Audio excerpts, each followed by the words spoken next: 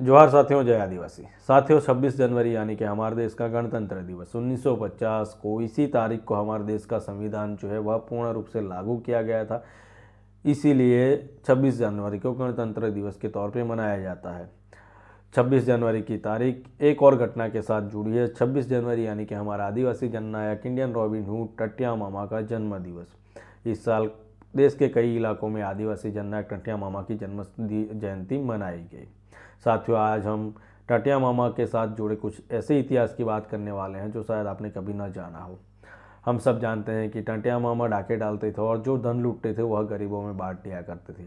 इसी के कारण जो ब्रिटिश सल्तनत है उन्होंने टटिया मामा को इंडियन रॉबिन हुड कहा था। हम उनको डाकू के तौर पे तो देखते हैं, लेकिन उनके डाकू बनने के पीछे की जो कहानी है वह नहीं जानते।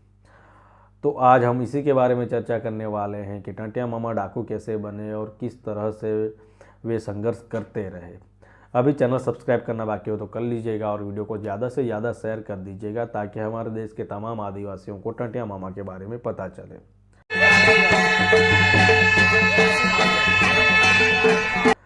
टटिया मामा का जो वास्तविक नाम है वह टंटराबिल था, लेकिन धीरे धीरे यह नाम टाटियाबिल हो गया और बाद में इसे टाटिया मामा के नाम से पुकारा जाने लगा। जो कि उनको जो प्रसिद्धि है वह भी टाटिया भील टाटिया मामा के नाम से ही मिली थी, तो हर कोई आज भी उन्हें टाटिया मामा ही कहता है। टाटिया मामा के जन्म की बात करें तो टाटिया मामा का जन्म सन 1842 में निमाड़ के निकट वेदा ग्राम में एक भाऊ सिंह नामक भील के यहाँ हुआ था। वेदा ग्राम के कुछ दूर पोखर में भाऊ सिंह काश्तकारी करता था। उसकी वहाँ पुश्तैनी जमीन थी। जब उसका पुत्र टंडरा या फिर टाटिया मामा बचपन से ही बड़ा बलवान, निडर और उद्योगी था। जब वह 30 वर्ष का हुआ तब भाऊ सिंह का देहांत हो गया और उनकी जो माता है उनका देहांत तो पहले ही हो चुका था। भाऊ सिंह जब मरे तब उनकी जो फसल थी उसकी दशा बहुत ही खराब हो गई थी, इसलिए टटिया मामा लगान न दे सके। मालगुजार शिवा पटेल ने बकाया लगान की बात करके टाटिया के पैतृक जो जायदाद से सदा के लिए बेदखल कर दिया गया, किंतु बेदखली का हुक्म हो जाने पर भी टाटिया भील टाटिया मामा ने अपनी जमीन जोतनी न छोड़ी। विरोध करने वालों को वह डराने धमकाने लगा। मालगुजार शिवा पटेल तथा उसके साथी अन्य पोखर निवासी टटिया को फंसाने के मंसूबे बांधने लगे। अंत में दंड विधान की धारा 107 के अनुसार बदमाशी में टटिया मामा का चालान काट दिया गया। यह वह मौका था जब उन्हें पहली बार सपरिश्रम कारावास का दंड मिला। कैद से छूटने पर टटिया मामा जब फिर पोखर पहुंचे तब पोखर निवासी उन्हें हर तरह से परेशान करने लगे। टाटिया मामा लाचार होकर एक दूसरे गांव में जाकर प्रायः 7.5 वर्ष तक मजूरी करके उन्होंने जीवन निर्वाह किया, किंतु पोखर गांव के दुष्ट निवासियों ने उनको सताना नहीं छोड़ा। उसे एक चोरी के अपराध में के संदेह पर पकड़ा दिया। अपने को निर्दोष गिरफ्तार होते देख टंटिया मामा बड़ा क्रुद्ध हुआ और पुलिस वालों से उसकी खूब हाथापाई और लड़ाई हुई। अदालत से वह चोरी के जो अपराध थे उसमें तो निर्दोष छूट गए, पर पुलिस के साथ जो झगड़ा हुआ उसके कारण उन्हें 30 मास की कड़ी कैद हुई। किंतु इस बार छूटने पर पोखर निवासियों ने उस फिर चोरी के इल्ज़ाम में पकड़वाना चाहा। टाटिया इस बार भी बिल्कुल निर्दोष था, पर जब उसने पुलिस के आगमन की खबर सुनी तो उसने भागने की फीक की। उसे पोखर निवासियों पर बड़ा क्रोध चढ़ा और अब वह उनसे बदला लेने के लिए पागल सा हो गया था। टाटिया मामा उस समय अकेला था, पर पुलिस के भूतों से बचने के लिए उन्हें कुछ साथियों की जरूरत थी। निमाड़ जिले के खजूरी गांव में बिजनिया नामक एक भील रहा करता था। वह भील स्वभाव से ही बड़ा भीम का एक क्रूर हिंसक और देखने में बड़ा भयानक था। टाटिया मामा उससे जा मिले और दोनों की राय पक्की हो गई और ये दोनों मिलकर अपने साथियों का दल बढ़ाने लगे। धीरे धीरे यह दल बढ़ गया और टाटिया मामा तथा बिजनिया के नेतृत्व में दल के सब साथी घने जंगल पहाड़ों में रहने लगे। लूटमार करना और डाके डालना ही उनका मुख्य काम था। उन्होंने पोखर निवासियों का धन चुराया और बहुत तरह से उन्हें परेशान किया। एक दिन पोखर के एक पटेल ने टटिया मामा और उनके जो साथी थे उनको मिथ्या सहानुभूति और मीठे प्रलोभन देकर अपने गांव में बुलाया। टटिया मामा, बिजनिया और एक उनका तीसरा साथी था दोपिया।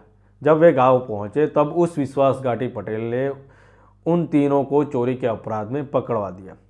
सन 1889 में इन तीनों पर मामला चला, जिसमें पोखर के प्रमुख व्यक्तियों ने गवाहियाँ दी। तीनों को कठोर कारावास दंड मिला और वे खंडवा के जेल खाने में रखे गए। जेल में कुछ दिन रहने के बाद टाटिया मामा ने वहां से निकल भागने की एक युक्ति सोची। जेल में अन्य 10 भील भी सजा भुगत रहे थे।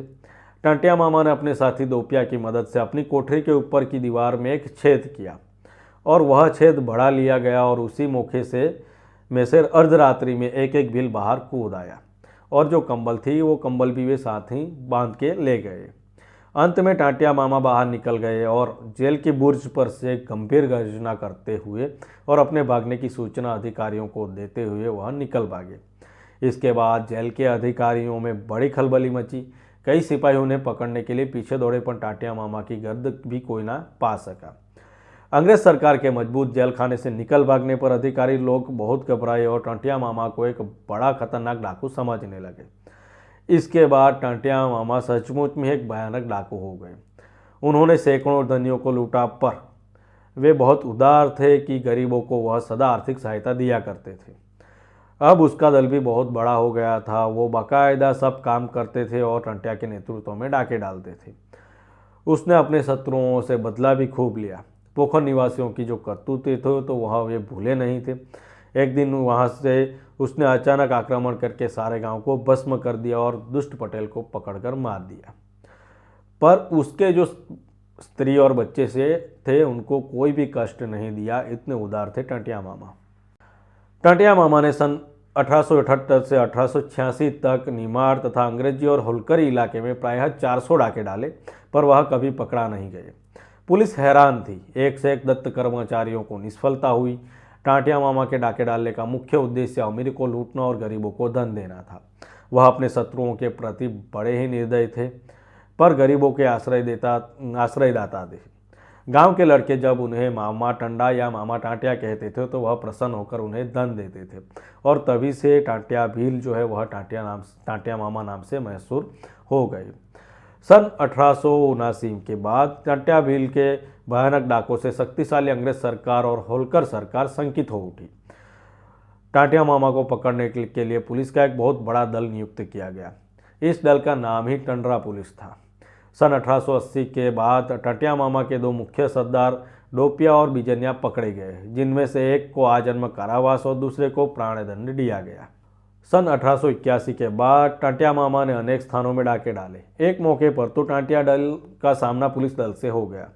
दोनों ओर से गोलियां चली। इसके बाद शस्त्रधारी एक राजपूत पलटन का दल भी पहुंच गया, पर टांटिया दल के रण कौशल से वे सब परास्त होकर भागे। राजपूतों का जो सरदार था वह मारा गया। इस विजय के बाद टांटिया मामा ने सारा गांव भस्म कर दिया और वहां से चले गए। वह इतने दूर दूर डाके डालते थे कि पुलिस हैरान होकर सोचती थी कि उनको कहां पकड़े। टांटिया मामा कितने ही पुलिस अफसरों से स्वयं अकेले पेट करते और किसी न किसी तरह उन्हें धोखा देकर भटकाते और फिर वहां से भाग निकलते। एक बार वह हजाम के रूप में एक थानेदार की हजामत बनाने गए और उसकी नाक काट के वे चले आए। इस तरह टांटिया मामा वर्षों पुलिस को छकाता रहा। अब उसकी आयु 45 वर्षों की हो चुकी थी और लड़ते लड़ते वह भी थक गए थे। अब टांटिया मामा कैसे पकड़े गए उनकी बात करें तो सन 1888 के बाद गणपति नाम के एक आदमी ने उन्हें धोखे से पकड़वा दिया। टांटिया मामा उसे अपना पित्र समझते थे, पर मित्र ने उसके साथ विश्वासघात किया और रक्षाबंधन के दिन उन्हें गिरफ्तार कराया। टांटिया के 6 साथियों ने बहुत संख्यक पुलिस से खूब लड़ाई की, पर टांटिया मामा गिरफ्तार होने से न बच सके। उनकी मृत्यु की बात करें तो सन 1888 की 26 सितंबर को जबलपुर के डिप्टी कमिश्नर के सामने उन्हें पेश किया गया। उसके सारे अंग लोहे की जंजीरों से जकड़े हुए थे, जैसे शेर बंधा हुआ हो। उन्हें प्राण दंड की आज्ञा हुई और अक्टूबर या नवंबर में वह फांसी पर लटका दिए गए। जनता ने उसे क्षमा करने के लिए सरकार से प्रार्थना भी की, पर ऐसा भयानक वीरात्मा कैसे छोड़ा जाता।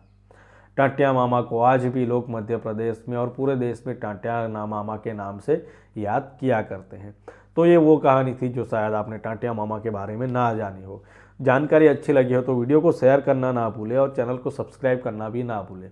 मिलते हैं ऐसे ही जानकारी के साथ दूसरे वीडियो में। जोहार, जय आदिवासी।